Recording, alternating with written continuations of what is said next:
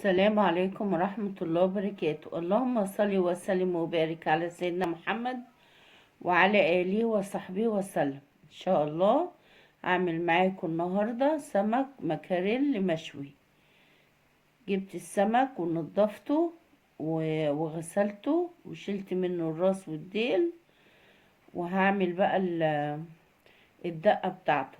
معلقة صغيرة توم ومعلقة صغيرة هرسة شطة وملح وكمون وبابريكا وعصر ليمونتين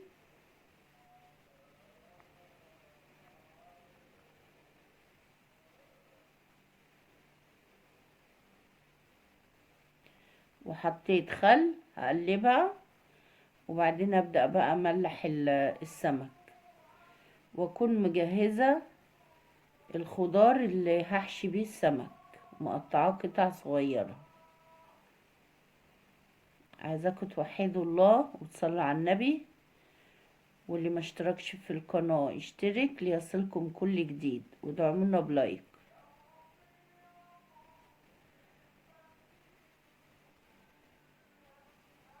كده السمك اتملح. هبدأ بقى اجيب الخضار، وهو بصل وفلفل حامي ورومي وجزرة مبشورة وطماطم وربع حزمة كزبرة خضراء. حطيت لها ملح وكمون وبابريكا.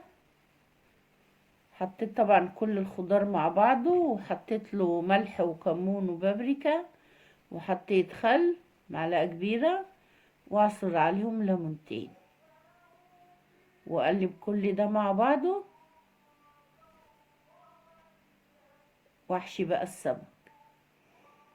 واكون فاتحة البوتاجاز عشان يسخن على درجة حرارة متوسطة، وافتح الشواية من فوق وافتح البوتاجاز من تحت، واحط الصواني في الرف اللي في الوسط